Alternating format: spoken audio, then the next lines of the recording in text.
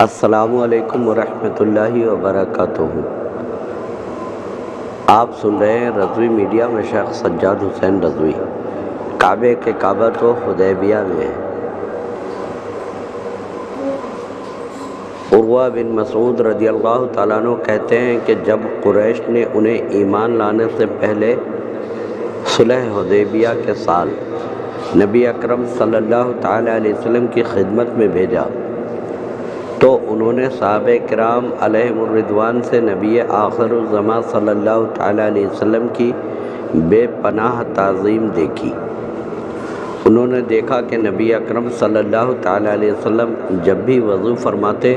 تو صحابہ کرام علیہم الرضوان وضو کا پانی حاصل کرنے کے لیے بے حد کوشش کرتے، حتیٰ کہ قریب تھا کہ وضو کا پانی نہ ملنے کے سبب لڑ پڑے۔ انہوں نے دیکھا کہ نبی اکرم صلی اللہ تعالیٰ علیہ وسلم دہن مبارک یا بینی مبارک کا پانی ڈالتے تو صحابہ کرام علیہم الرضوان اسے ہاتھوں میں لے لیتے اور اپنے چہرے اور جسم پر ملتے اور ابرو پاتے۔ نبی اکرم صلی اللہ تعالیٰ علیہ وسلم کا کوئی بال جسد اطہر سے جدا نہیں ہوتا تھا مگر اس کے حصول کے لیے جلدی کرتے۔ جب پیارے آقا صلی اللہ تعالیٰ علیہ وسلم انہیں کوئی حکم فرماتے تو فوراً تعمیل کرتے، اور جب نبی اکرم صلی اللہ تعالیٰ علیہ وسلم گفتگو فرماتے تو آپ صلی اللہ تعالیٰ علیہ وسلم کے سامنے خاموش رہتے اور از راہ تعظیم آپ صلی اللہ تعالیٰ علیہ وسلم کی طرف آنکھ اٹھا کر نہ دیکھتے۔ جب عروہ بن مسعود مشرکوں کے گروہ میں واپس گئے تو انہیں کہا کہ اے گروہ قریش، میں بڑے بڑے متکبر اور مغرور سلاطین و بادشاہوں کی مجلسوں میں گیا ہوں اور ان کی صحبتیں میں نے اٹھائی ہے، ان کے میں نے مجالس کو دیکھا ہے۔ میں قیصر و کسریٰ اور نجاشی کے درباروں میں بھی گیا ہوں اور رہا بھی ہوں، لیکن میں نے ان میں سے کسی بھی بادشاہ کے کسی بھی خدمتگار کو ایسا ادب اور ایسا احترام کرتے ہوئے نہیں دیکھا جیسا کہ حضرت محمد صلی اللہ تعالیٰ علیہ وسلم کے اصحاب ان کا ادب و احترام کرتے ہیں۔ جب وہ اپنے دہن مبارک سے لعاب شریف کو باہر نکالتے ہیں تو صحابہ کرام علیہم الرضوان کہ اسے اپنے ہاتھوں میں لے کر اپنے رخساروں پر ملتے ہیں۔ جب کسی ادنا اور معمولی کام کا حکم دیتے ہیں تو ان کی تعمیل کے لیے بزرگ ترین صحابہ رضی اللہ تعالیٰ عنہم بھی سبقت کرتے ہیں۔ جب ان کے حضور کوئی بات کرتا ہے تو وہ آواز کو بہت ہی پست اور نیچی مدھم رکھتے ہیں اور مدھم کر کے بات کرتے ہیں، اور جب وہ گفتگو فرماتے ہیں تو تمام لوگ انتہائی ادب و احترام کے ساتھ اس کو سنتے ہیں اور نگاہ ملا کر بات نہیں کرتے۔ ان کے روئے مبارک پر کوئی اپنی نگاہ نہیں جما سکتا۔ جب وضو کرتے ہیں تو وضو کا پانی زمین پر نہیں گرتا بلکہ صحابہ کرام رضی اللہ تعالیٰ عنہم اسے لپک لپک کر اسے بھی اپنے ہاتھوں پر لے لیتے ہیں، اور جب داڑھی شریف سے کوئی بھی سر اقدس میں کنگھی فرماتے ہیں اور کوئی منہ مبارک جس میں اقدس شریف سے الگ ہوتا ہے تو اس بال شریف کو عزت و احترام کے ساتھ تبرک جان کر لے لیتے ہیں اور اس تبرک کی حفاظت کرتے ہیں۔ یہ وہ حالات ہیں جن کا میں نے مشاہدہ کیا ہے۔ عروہ بن مسعود نے مذکورہ بالا باتیں کہنے کے بعد قوم قریش کے سامنے صحابہ کرام رضی اللہ تعالیٰ عنہم کی شجاعت و مردانگی،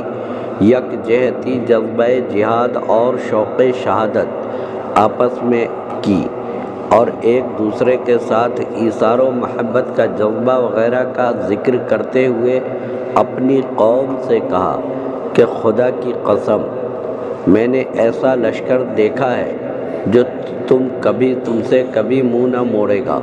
میدان جنگ میں یہ تم سب کو مار ڈالیں گے اور تم پر غالب آ جائیں گے۔ کعبے کے کعبہ تو حدیبیہ میں ہے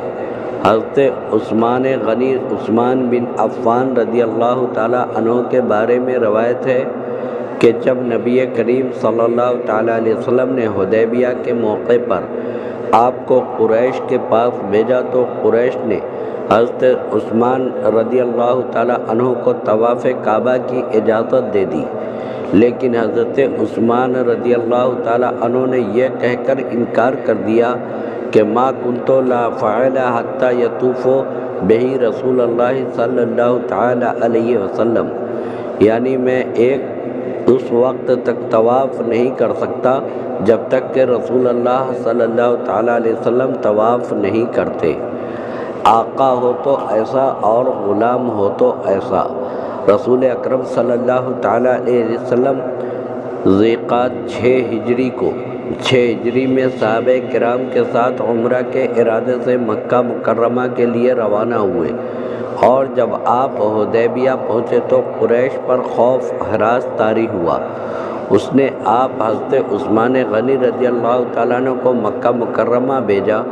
اور ان کو یہ ہدایت دی کہ تم قریش کو یہ بتانا کہ ہم جنگ کے لیے نہیں بلکہ عمرہ کی ادائیگی کے لیے آئے ہیں، اور ان کو اسلام کی دعوت بھی دینا ہے،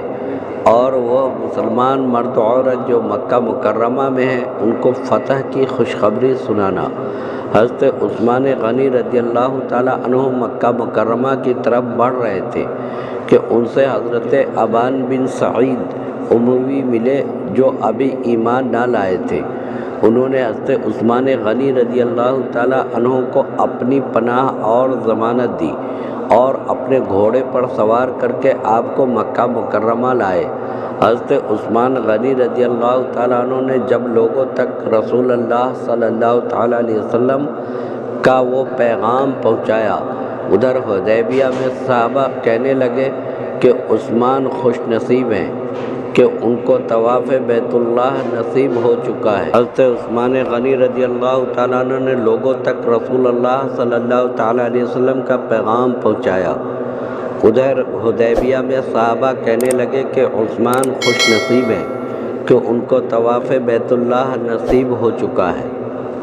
اور نصیب ہو چکا ہوگا۔ یہ سن کر رسول اللہ صلی اللہ تعالیٰ علیہ وسلم نے فرمایا، میرا خیال ہے کہ عثمان میرے بغیر طواف نہیں کریں گے، اور اسی دوران میں یہ افواہ اڑ گئی کہ حضرت عثمان غنی رضی اللہ تعالیٰ عنہ مکہ مکرمہ میں قتل کر دیے گئے۔ اس لیے پیارے آقا صلی اللہ تعالیٰ علیہ وسلم نے صحابہ سے بیعت لی جو بیعت رضوان کے نام سے مشہور ہے۔ حضرت عثمان غنی رضی اللہ تعالیٰ عنہ چونکہ اس وقت مکہ مکرمہ میں تھے، اس لیے حضور اقدس صلی اللہ تعالیٰ علیہ وسلم نے خود اپنا دایاں ہاتھ بائیں ہاتھ پر مار کر آپ کو بیعت کے شرف میں داخل کیا۔ رسول اللہ صلی اللہ تعالیٰ علیہ وسلم کا ہاتھ حضرت عثمان کا ہاتھ قرار پایا۔ بیعت رضوان کے بعد جب حضرت عثمان غنی رضی اللہ تعالیٰ عنہ واپس تشریف لائے